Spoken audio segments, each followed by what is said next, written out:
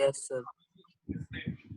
चलो एक बार वापस से टेबल पे आता हूँ, थोड़ा सा टेबल बताता हूँ, उसके बाद हम आज का टॉपिक स्टार्ट करेंगे। मेन आज वाला टॉपिक बहुत ज्यादा इंपॉर्टेंट है। मेन आज से ही हमारा चैप्टर मैंने आपको बताया था इंपॉर्टेंट शुरू हो गया है। ठीक है,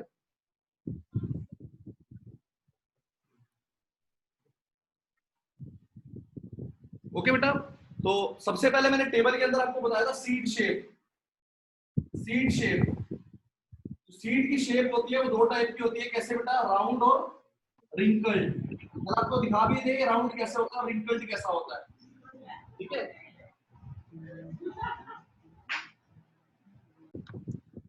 चलिए देखिए बेटा। हाँ, सीड शेप दो टाइप की होती है, राउंड और रिंकल्ड। राउंड तो ये है और रिंकल्ड मैंने आपको बताया इस टाइप से थोड़ा सा दबा दबा सा होता है बेटा। ठीक है, तो राउंड और रिंकल्ड शेप थी। उसके बाद सीड कलर किया था। एक सीड कलर में आपको दो टाइप था, एक येलो और एक green. Yellow is dominated over the green. कैसे पता लगा ये आगे समझेंगे हम कि डोमिनेटेड कौन सा है और इनहेरिटेड रिसेसिव कौन सा है। कैसे पता लगेगा ये हम आगे सीखेंगे। ठीक है, अभी हम सिर्फ याद करना है हमें इसको, सीड शेप कैसे कैसे होती है, सीड कलर कैसे कैसे है। और मैंने आपको बताया स्टेम हाइट कैसे किया था हमने, डॉल या फिर वार। नेक्स्ट कैरेक्टर हमने लिया था पॉड शेप। पॉड क्या था बेटा? मैंने आपको बताया था जो कवर होता है, पी का जो कवर है उसको पॉड बोलते हैं। उसकी कैसी थी बेटा पॉड शेप?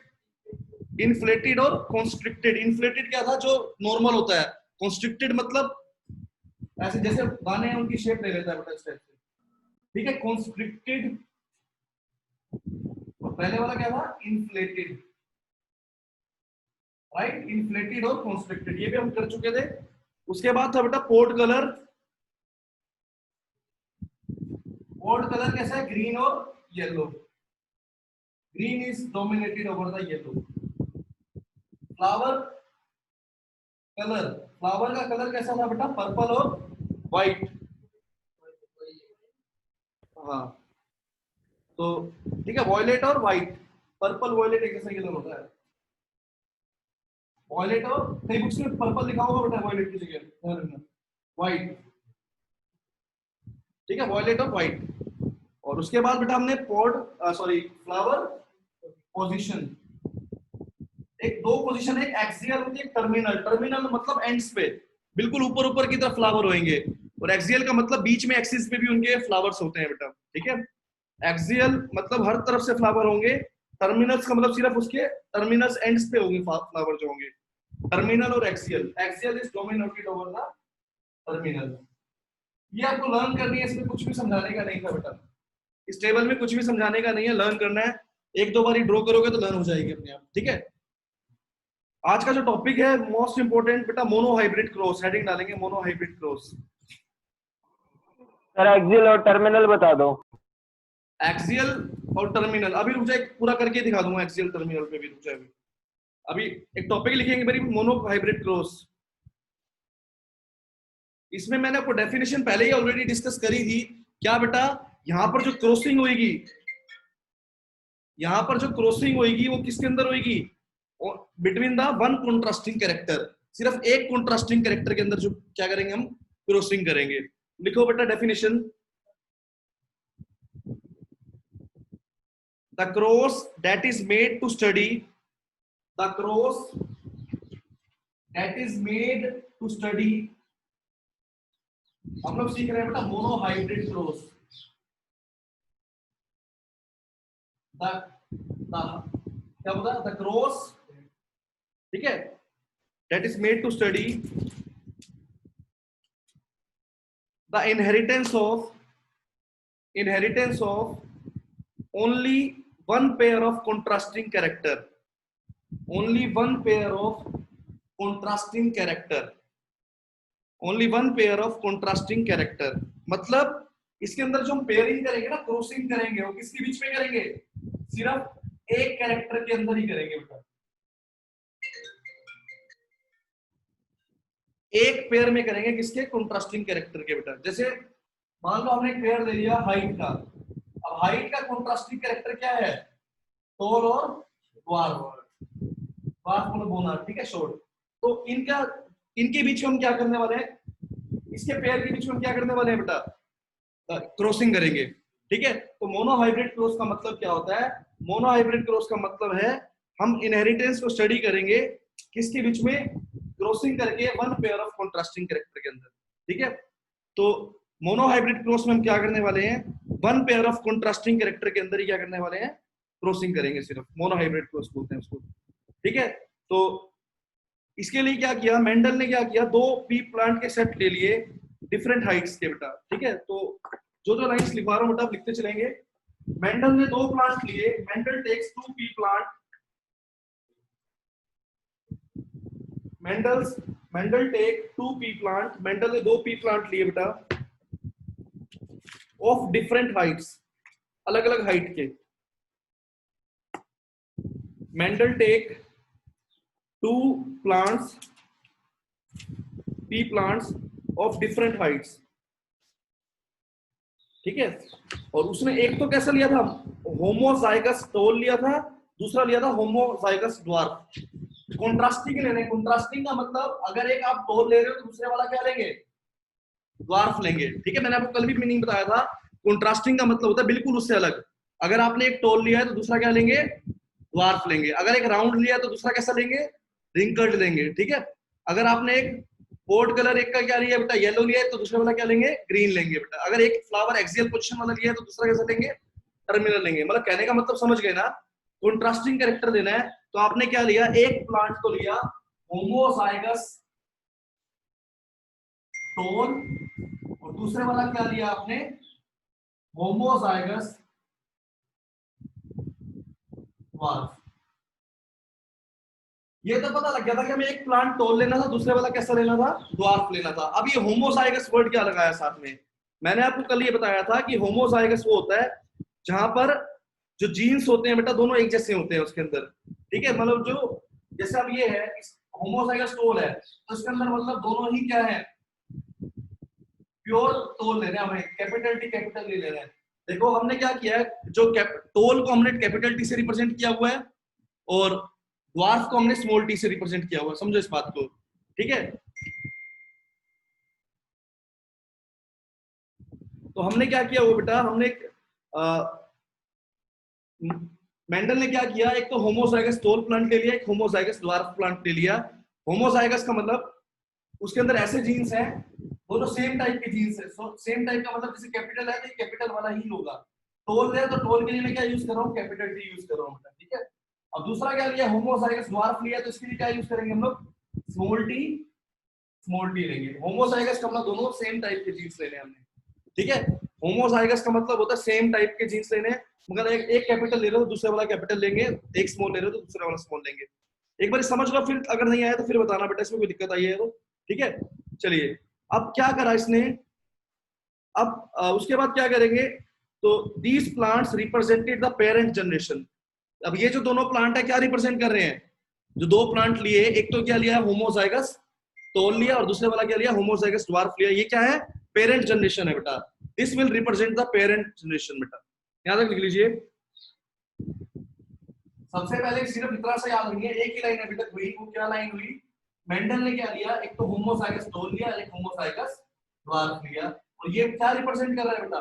ये रिप्रेजेंट कर रहा है पेरेंट जनरेशन को। It will represent the parent generation.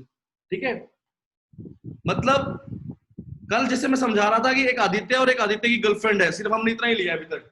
ठीक है, आदित्य की ब्लैक आइस वाली गर्लफ्रेंड और एक आदित्य सॉरी एक ब्लैक आइस वाली थी और एक क्या थी?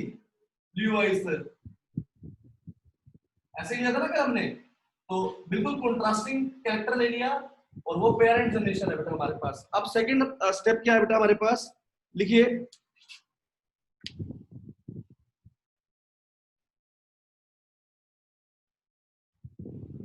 अब क्रॉस पोलिनेशन करेंगे आप लोग। क्रॉस पोलिनेशन इज डन, लिख लीजिए, cross pollination is done to obtain the F1 generation. Cross pollination होगी और आप क्या ऑब्टेन करेंगे? F1 जनरेशन करेंगे, F1 जनरेशन ऑब्टेन करेंगे।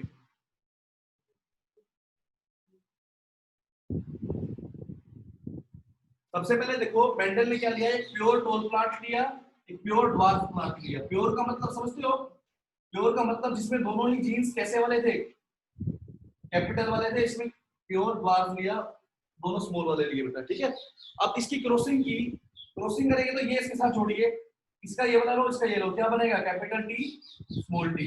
ये कैपिटल टी इससे जोड़ेंगे तो क्या आएगा, कैपिटल टी। ये इससे करेंगे तो क्या आएगा, कैपिटल टी। ये इससे करेगा तो मतलब फर्स्ट जनरेशन में जो जीन्स ऑब्टेन हो सकते हैं ना हमारे को पॉसिबल, वो ये थे। हमने क्रॉसिंग करी, क्रॉसिंग करने के बाद हमारे को क्या जनरेशन ऑब्टेन हो गई, F1 जनरेशन मिल गई, जिसके जीनोटाइप जो था, जिसका ये था, जिसका जीनोटाइप क्या था हमारे पास, ये था बेटा, ठीक है। जिसका जीनोटाइप हमारे पास ये आया, कैसे बेटा, capital T small T, capital T small T, capital T small T, capital T small T, ठीक है। कोई भी इससे भी जुड़ सकता था ना क्रॉसिंग में, तो ये पॉसिबिलिटीज थी सारी जो हमने लिख दी है, ठीक है। Capital T small T, capital T small T, चारों यही आए, ठीक है। आप ये समझो बेटा, कैपिटल टी जो है ना वो रिप्रेजेंट कर रहा है किसको, डोमिनेंट ट्रेट को। आप ये समझ लीजिए, जो कैपिटल टी है ना वो रिप्रेजेंट करता है टोल प्लांट को, स्मॉल वाला किसको कर रहा है, बास को कर रहा है, ठीक है। तो ये प्योर टोल का मतलब है इसके अंदर दोनों जीन्स कैसे हैं, टोल वाले ही जीन्स है दोनों इसके अंदर बेटा। और ये वाला हमने कौन सा लिया, प्योर ड्वार्फ लिया, इसके अंदर कैसे जीन्स है, दोनों ड्वार्फ वाले जीन्स है, मतलब इसके अंदर कोई टोल वाला कोई कैरेक्टर नहीं है इसके अंदर, ठीक है। जब हमने पहली जनरेशन देखी तो हमारे पास क्या आया बेटा, हमारे पास इसके जीन्स ये आए बेटा, ठीक है। और ये वाला प्लांट भी क्या आया, टोल आया, ये भी टोल आया। तो पहली जनरेशन जब उसने ऑब्टेन की मेंडल ने, तो इसने क्या देखा, इसने देखा कि पहली जनरेशन में सारे जो प्लांट थे वो कैसे आए थे, टोल आए थे। तो इसका मतलब ये हुआ कि पहली जनरेशन में जो ट्रेट एक्सप्रेस होता है वो कौन सा होता है, डोमिनेंट होता है, ठीक है। इसका मतलब ये हुआ पहली जनरेशन में जो ट्रेट एक्सप्रेस होता है वो कैसा होता है, डोमिनेंट ट्रेट होता है। लेकिन इसका मतलब ये नहीं है कि उसके अंदर रिसेसिव वाला ट्रेट, रिसेसिव वाला प्रेजेंट नहीं है जीन, ये देखो ये वाला जीन प्रेजेंट है इसके अंदर, लेकिन ये एक्सप्रेस कौन सा कर रहा है, जो डोमिनेंट था। ये एक्सप्रेस कौन सा कर रहा है, जो डोमिनेंट था। थोड़ी सी चीजें समझनी मुश्किल है, एक बार फिर से करते हैं बेटा।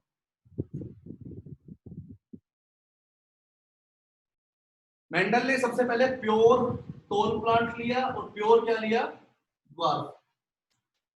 प्योर टोल प्लांट का मतलब है कैपिटल टी मतलब होमोजाइगस टोल। ये क्या बेटा, होमोजाइगस ड्वार्फ, ये पेरेंट है दोनों, ठीक है। जब इसने F1 जनरेशन बनाई इनसे क्रॉसिंग के बाद, तो क्या बना, capital T small T, capital T small T, capital T small T, capital T small T, ठीक है। तो आप क्या देख रहे हो, पहली जनरेशन के अंदर दोनों टाइप के जीन्स होते हैं, डोमिनेंट वाला भी प्रेजेंट होता है, रिसेसिव वाला भी प्रेजेंट होता है, लेकिन एक्सप्रेस कौन सा होता है, बिकॉज जब इसने पहली जनरेशन आई ना, सारे प्लांट आपके पास कैसे आए थे, टोल आए थे, सारे प्लांट टोल आए थे। लेकिन इसका मतलब ये नहीं है कि उसके अंदर रिसेसिव वाला जीन प्रेजेंट नहीं है, रिसेसिव वाला जीन इसके अंदर प्रेजेंट है, देखो स्मॉल टी भी प्रेजेंट आया इसके अंदर। देखो दो टाइप के जीन्स है, डोमिनेंट होता है, रिसेसिव होता है। डोमिनेंट कौन सा होता है, जो पहली जनरेशन में आ जाता है, पहली जनरेशन में कौन सा आ गया, टोल वाला आ गया। तो इसका मतलब ये नहीं है कि इसके अंदर रिसेसिव वाला प्रेजेंट नहीं था, सबके अंदर रिसेसिव वाला प्रेजेंट था, लेकिन वो अपने आप को एक्सप्रेस नहीं कर सकता पहली जनरेशन में, ठीक है। तो आप एक लाइन लिखेंगे बेटा, इन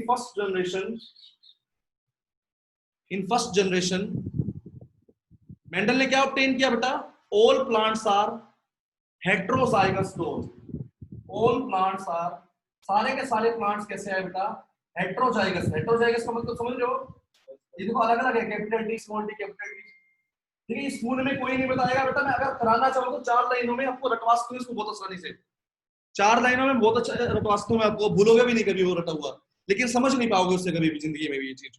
तो समझाने के लिए सब चीजें मैं बता रहा हूँ। All plants are heterozygous tall, सारे के सारे जो प्लांट आते हैं वो कैसे आए पहली जनरेशन में, हेट्रोजाइगस टोल आते हैं, ठीक है। और सेकंड थिंग, इसका मतलब क्या है, इट मींस द ट्रेट, एक लाइन है, the trait which express itself in first generation, जो ट्रेट अपने आप को पहली जनरेशन में एक्सप्रेस करता है वो कैसा ट्रेट होता है, वो कौन सा ट्रेट होता है, वही डोमिनेंट ट्रेट होता है, is the dominant trait. The trait which express itself in F1 generation is the dominant trait. जो ट्रेट अपने आप को पहली जनरेशन में हमेशा एक्सप्रेस करेगा ना, वही हमेशा डोमिनेंट ट्रेट होता है। बट इसका मतलब कभी भी ये नहीं है कि फर्स्ट जनरेशन में रिसेसिव वाला जीन प्रेजेंट नहीं है। इसका मतलब क्या है? इसका मतलब ये है कि प्रेजेंट दोनों है, डोमिनेंट और रिसेसिव पहली जनरेशन में, लेकिन एक्सप्रेस कौन सा होगा? डोमिनेंट होगा। तो आप एक बात समझ लो बेटा, अगर कभी भी आपकी बॉडी में ये जीन है कैपिटल टी स्मॉल टी, मतलब आपके पास दोनों जीन्स है, डोमिनेंट वाला भी और रिसेसिव वाला भी है, तो एक्सप्रेस कौन सा होगा आपके पास? डोमिनेंट होगा। तो डोमिनेंट वाला हमेशा डोमिनेट करेगा ऊपर। डोमिनेंट का मतलब ये डोमिनेट करेगा। मान लो आपकी बॉडी में ये जीन है कैपिटल टी, तो इसका मतलब आप कैसे होने वाले हो? टोल ही होंगे, बिकॉज दोनों ही डोमिनेंट है। दोनों डोमिनेंट है तो मतलब क्या? डोमिनेंट ही आएंगे आप लोग। अगर मैंने बोला आपकी बॉडी में ऐसे जीन है, तो आप क्या हो गए? तब भी टोल हो गए। क्यों बेटा? इसके अंदर डोमिनेंट प्रेजेंट है। डोमिनेंट है तो वो अपने आप को एक्सप्रेस कर देगा। एक समझो इस बात को, अगर दो ताकतवर पर्सन है तो ताकतवर वाला ही विनर बनने वाला है। एक ताकतवर है और एक कमजोर है, ऑब्वियस सी बात है ये विनर बनने वाला है। ठीक है, अगर दोनों ही कमजोर हैं तो उनमें से एक बनेगा ना विनर। तो समझ गए? तो रिसेसिव कब एक्सप्रेस होता है बेटा? जब सिर्फ दोनों ही कैसे होते हैं? दोनों ही कैसे जीन होंगे? रिसेसिव जीन होंगे बेटा। रिसेसिव सिर्फ जब ही एक्सप्रेस होता है जब दोनों कैसे होते हैं? रिसेसिव जीन होते हैं। अदरवाइज क्या एक्सप्रेस होगा? हमेशा डोमिनेंट होगा। तो पहली जनरेशन में जो एक्सप्रेस होता है वो क्या होता है? डोमिनेंट ट्रेट होता है। ठीक है, लिखो उसके बाद, but it does not mean that, but it does not mean that recessive gene is not present in the first generation। लेकिन इसका मतलब ये नहीं है कि रिसेसिव जीन फर्स्ट जनरेशन में प्रेजेंट नहीं है। But it does not mean that recessive gene is not present in the first generation।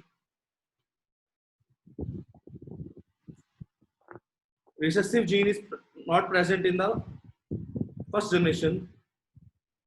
It is present but in the hidden form। ये प्रेजेंट है लेकिन हिडन फॉर्म में, वो express नहीं कर रहा अपने आप को। प्रेजेंट है but in the hidden form. It is present but in the hidden form. ठीक है, यहां तक समझ आया? एक बारी मैं आपको सारा शुरू से भी बताऊंगा, एक बार पूरा हो जाए टॉपिक बेटा। ठीक है, अगर किसी को नहीं आया तो कोई दिल में नहीं रखना, ईमानदारी से बता देना, नहीं आया तो दोबारा हो जाएगा। अब कराना बहुत आसान है, चाहे 10 बार ही पूछ लो, लेकिन आप चैप्टर खत्म होने के बाद जब बोल दोगे ना कि सर समझ नहीं आया था, तो बहुत मुश्किल हो जाता है चैप्टर को शुरू से करना बेटा।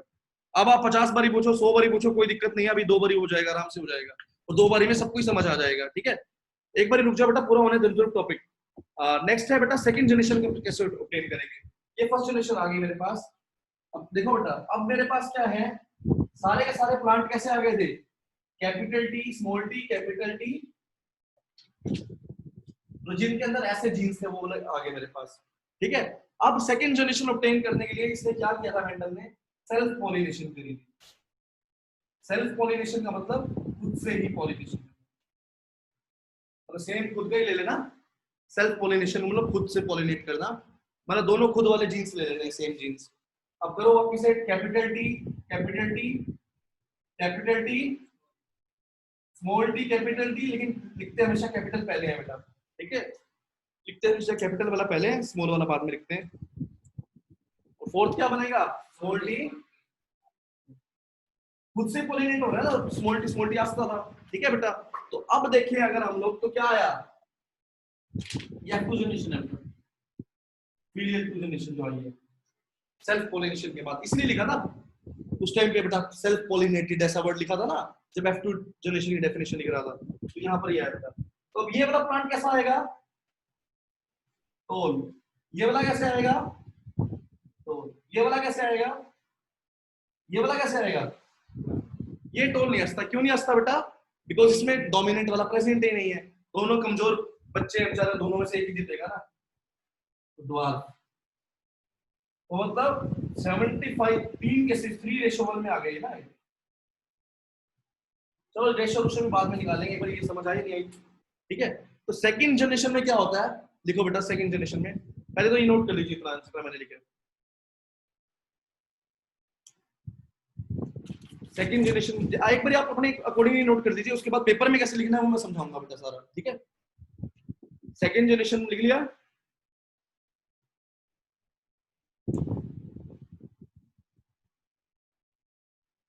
In second generation, both the dominant and recessive traits are expressed। समझ आ गई बात? सेकंड जनरेशन में दोनों ही ट्रेट एक्सप्रेस होंगे। कौन से? डोमिनेंट वाला भी होएगा और रिसेसिव वाला भी होगा। In second generation both the dominant and recessive traits are expressed.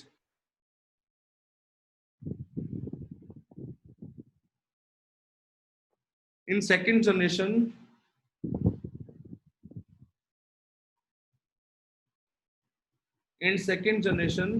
both the dominant and recessive traits are expressed. ठीक है, सेकंड जनरेशन में दोनों ही एक्सप्रेस हुए। तो इसका मतलब आप एक सोचो इस बात को, पहली जनरेशन में तो डोमिनेंट थे लेकिन हमें नहीं पता लग रहा था कि उसके अंदर रिसेसिव प्रेजेंट है नहीं है। अब सेकंड जनरेशन में क्या आ गया, रिसेसिव वाला भी एक्सप्रेस हो गया। तो इसका मतलब कहीं ना कहीं पहली वाली जनरेशन में क्या प्रेजेंट था, रिसेसिव वाला प्रेजेंट था। यहां से बात हमें पता लगी थी कि फर्स्ट जनरेशन में रिसेसिव प्रेजेंट था लेकिन वो छुपा हुआ था, हमें एक्सप्रेस नहीं हो रहा था, लेकिन वो बाद में जाके एक्सप्रेस होता है सेकंड जनरेशन में। ठीक है, तो फर्स्ट जनरेशन में डोमिनेंट एक्सप्रेस होता है, सेकंड में दोनों ही एक्सप्रेस होते हैं, लेकिन ज्यादा कौन सा एक्सप्रेस होएगा सेकंड जनरेशन में? डोमिनेंट एक्सप्रेस होएगा। 75% तो डोमिनेंट होएगा और 25% क्या होगा, रिसेसिव एक्सप्रेस होगा। ठीक है, समझ आ गया ना?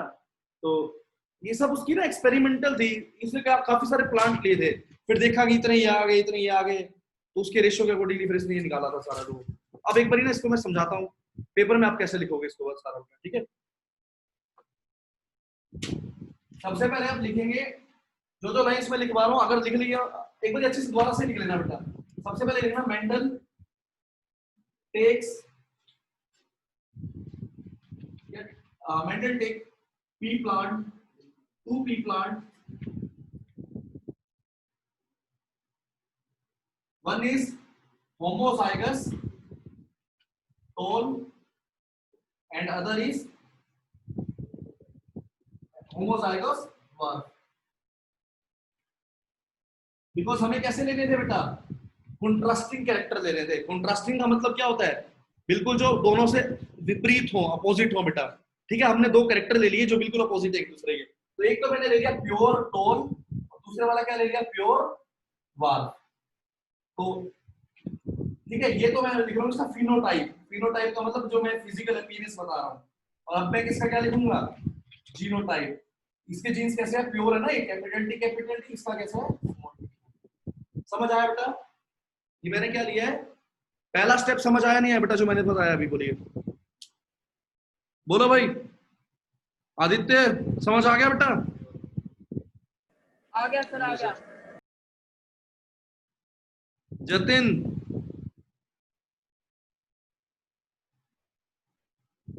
जतिन यस सर, आ गया, आ गया सर, आ गया। क्या आ गया? वो सर वो म्यूट सेट आ रहा था ना। नहीं, क्या आ गया ये तो बता दे। ये समझ आ गया, ठीक है, ड्वार्फ टोल सब आ गया। ठीक है, चलो यहां तक समझ आ गया। अब हमने क्या करना है, क्रॉसिंग कर दी बेटा, क्रॉस। ठीक है, क्रॉस ओवर किया तो हमें क्या आता है, देखो cross over to obtain F1 generation. हमने इसकी क्रॉसिंग कर दी ताकि हम F1 जनरेशन ऑब्टेन कर पाए। ठीक है, cross over to obtain the F1 generation. ठीक है बच्चे, कैसे करेंगे F1 जनरेशन, कैसे आएगी? T, capital T small t, capital T small t, capital T small t and capital T small t। ये पहली जनरेशन आ गई आपके पास। ठीक है, नोट करिए यहां तक, F1 जनरेशन। ये F1 जनरेशन है, F1 जनरेशन। ये मैंने इसका F1 जनरेशन का क्या बनाया, जीनोटाइप है। इसका मैं क्या बनाऊं अब साथ में, फिनोटाइप। सारे के सारे पहले जनरेशन में कैसे आए थे बेटा, टोल आए थे, टोल आर टोल।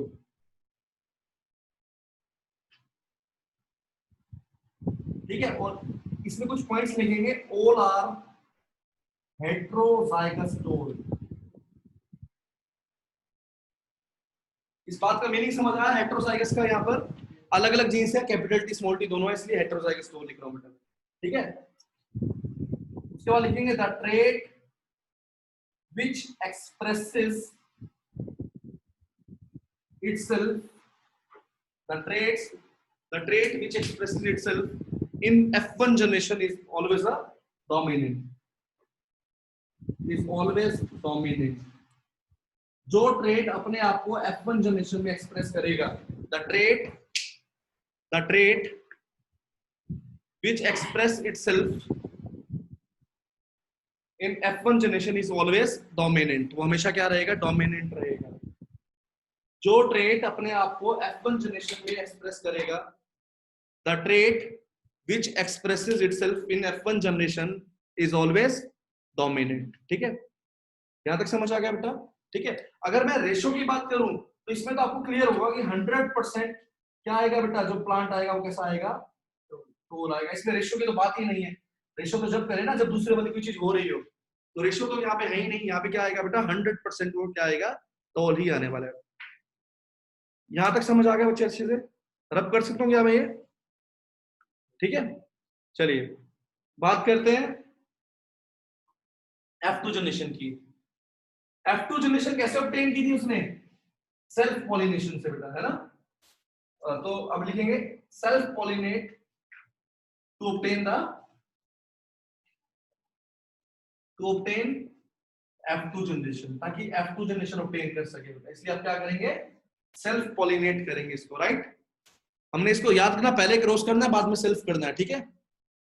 मेंडल ने पी प्लांट लिया भी इसलिए था, पी प्लांट में दोनों टाइप की पॉलिनेशन हो सकती है इजीली बेटा. सेल्फ पॉलिनेशन भी और क्रॉस पॉलिनेशन दोनों हो सकती हैं. ठीक है, उसका एक रीजन ये भी था, कम टाइम पे कम केयर करनी है, जल्दी ग्रो कर जाएगा. ठीक है, सेल्फ पॉलिनेट करना है हमें. ये F2 जनरेशन आएगी. क्या आएगी बेटा? Capital T, capital T, capital T small T, capital T small T और स्मॉल टी और स्मॉल टी. समझ आ गया बेटा? सेल्फ पॉलिनेशन करने के बाद क्या आया? ठीक है, ठीक है. Capital T, capital T, capital T small T, small T, capital T, capital small small T. ठीक है, दोनों स्मॉल. अच्छा, ये तो इसका क्या है बेटा? F2 जनरेशन का ये जीनोटाइप है जो मैंने बनाया है. अब इसका क्या लिखूंगा? फिनोटाइप. ये वर्ड्स कोई लिखता भी नहीं है बेटा, ना टीचर्स लिखते आपके. मैं और तो क्या बोलूंगा आप लोगों को? स्कूल में किया होगा शायद, 4 लाइन में हो गया होगा. ये बना दिया होगा कैपिटल टी, बस यही. अरे इसको समझना जरूरी है ना, क्या लिख रहे हैं हम लोग, ये पता तो होना चाहिए हमें. ठीक है, तो ये क्या है बेटा? टोल आएगा. और ये कैसा टोल है बेटा अगर पूछा जाए तो आपसे? ये होमोजाइगस टोल है. अगर मैं डिटेल में लिखूं इसको थोड़ा, ये कैसा है? ये दोनों ही हेटेरोजाइगस टोल है. आप लोग लिख लेना अच्छे से. ये कैसा है? Homozygous toll. ठीक है. अगर मैं रेशो की बात करूं, किसकी? फिनोटाइप की रेशो की बात करूं, अगर मैं रेशो ऑफ फिनोटाइप, टॉल और ड्वार्फ की रेशो अगर मैं बात करूं, तो क्या आएगा? 3:1. क्यों? 3 टॉल आए और एक क्या है? ड्वार्फ आया. अगर वैसे अगर परसेंटेज में बात करूं तो कितनी आएगी? 75% एंड ओबीसी बात है 25% टॉल और ड्वार्फ की. ओबीसी बात है 3 टॉल है और एक ड्वार्फ है, 75% क्या हो गए? टॉल हो गए, और एक ड्वार्फ है तो 25% ड्वार्फ है. बोलो, यहां तक भी समझ आ गया? बोलिए भाई. यस सर, रखी था. चलिए, यस सर. ठीक है. अच्छा, उसके बाद अगर मैं बात करूं कि अगर आपसे पूछूं इसमें होमोजाइगस टोल कितने हैं? होमोजाइगस टोल की रेशियो क्या है? होमोजाइगस टोल 25% है होमोजाइगस, और हेटेरोजाइगस टोल कितने हैं? 50% है. तो ऐसा क्वेश्चन भी कई बार एग्जाम में देखा गया है बेटा. अगर कभी हाई लेवल का क्वेश्चन बनाना हो ना, तो वैसा बना देता है थोड़ा सा बेटा. अगर आपको पता है ना होमोजाइगस हेटेरोजाइगस है क्या, तब ये चीजें आसान होंगी बेटा. इसलिए मैं जब फोकस कर रहा था ना छोटी छोटी टर्म्स पे कर रहा था पहले, मुझे पता था ये यूज होनी है. F1 generation, F2 generation, homozygous, heterozygous. अगर ये नहीं पता हो तो आप कैसे समझते हैं इन चीजों को बेटा? वो सिर्फ रटवाने वाली बात थी अगर मैं ऐसे कर देता तो. फिनोटाइप की रेशो आ गई. अगर मैं जीनोटाइप की बात करूं, इसकी जीनोटाइप की रेशो क्या आएगी? 3 टाइप के जीन्स हैं इसमें, capital T, capital T, capital T small T और स्मॉल टी स्मॉल टी. क्या आएगा? 1:2:1. ये इसकी जीनोटाइप की रेशो निकाली है मैंने. Genotype ratio 1:2:1. समझ आ गया ना बेटा? कि वो पहले वाला 1 है, आगे वाले 2 हैं उसके अंदर, उसके बाद 1 है बेटा. 1:2:1.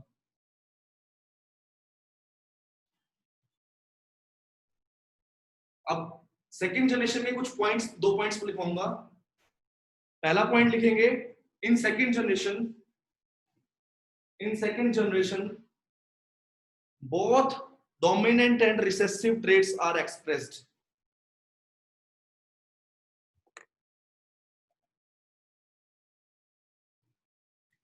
ठीक है, in second generation both dominant and recessive traits are expressed.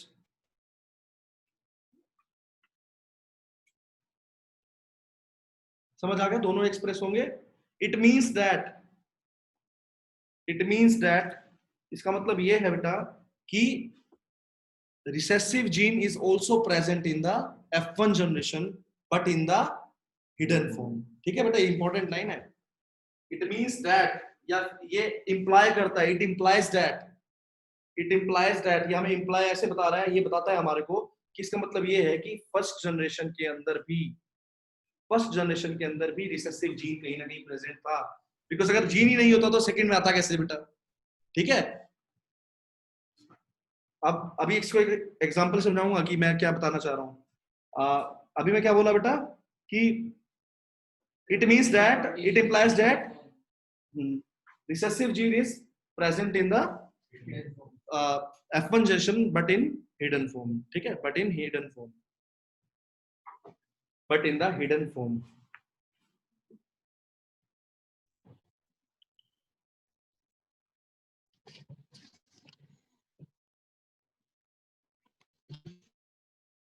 और एक लाइन और डाल के लिखना बेटा, नोट डाल के, dominant trait is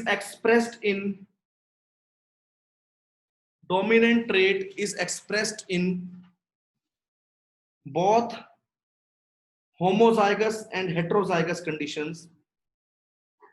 जो डोमिनेंट है ना वो दोनों कंडीशंस में एक्सप्रेस होता है। देखो इसमें डोमिनेंट है, देखो दोनों ही क्या है, होमोजाइगस है, एक्सप्रेस हो रहा है। ये कैसा है, हेटेरोजाइगस है, फिर भी क्या है, एक्सप्रेस हो रहा है।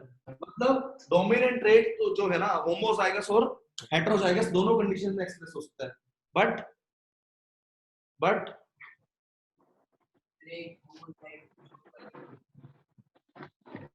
but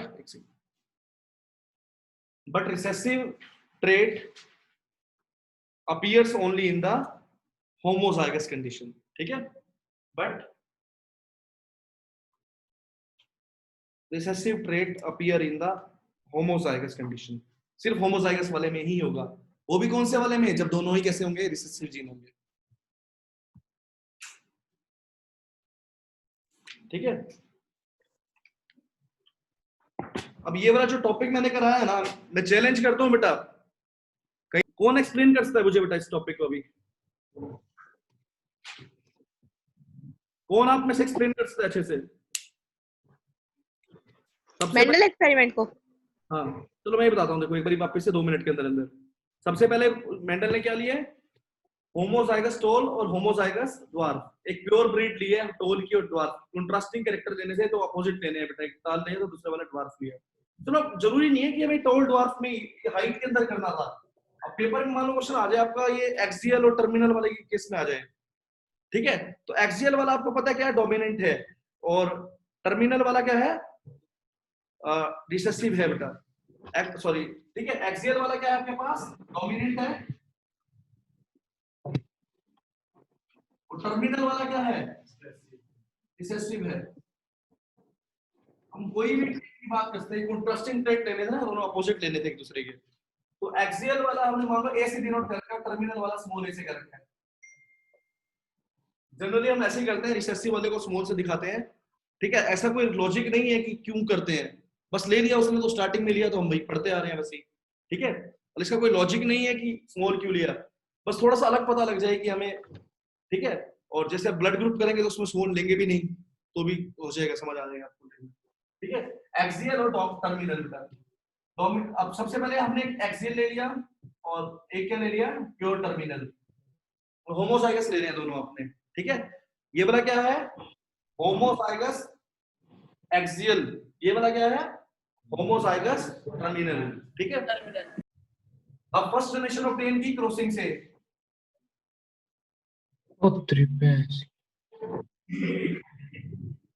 परीक्षित किसकी बहस कर रहा है, क्या कर रहा है?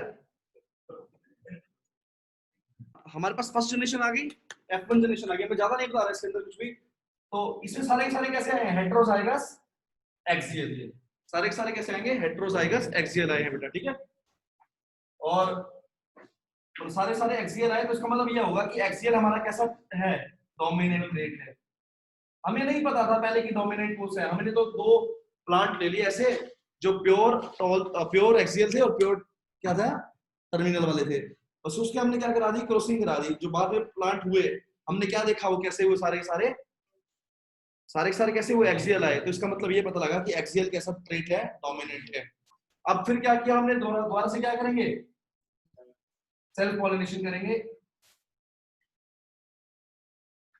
सॉरी, क्या आएगा बेटा? Capital A capital A capital A small A capital A small A small A small A. तो इसमें कैसे आएंगे बेटा?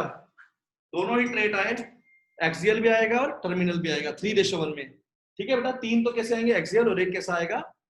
टर्मिनल आएगा। मतलब कोई भी क्वेश्चन ऐसे कर सकते हो। मतलब ये टोल और ड्वार्फ वाला तो सिर्फ एक समझाने के लिए था, एक एग्जांपल था जस्ट एक। मतलब ऐसे जो आपको प्लांट के 7 कैरेक्टर बताए ना, 7 कैरेक्टर्स बताए हैं, इनमें से आप कोई भी इनके लिए अप्लाई कर सकते हो। पेपर में कोई भी आ सकता है बेटा। पेपर वाला भी बेचारा मेहनत नहीं करता, वो भी जनरली टर्म वाला ही दे देता है। ठीक है, आप लोग भी ना सोचते कभी की। और काफी लोग मैंने देखा है कि पेपर में अगर मैं कोई और ट्रेट कर दूंगा ना तो आप लोग कंफ्यूज होकर गलत कर दोगे यार, करोगे ही नहीं क्वेश्चन को वहां पर। तो होगा कुछ भी नहीं, सेम वही तरीका है, कुछ भी फर्क नहीं है दोनों ऑप्शन पर। ठीक है, आया समझ में? ठीक है।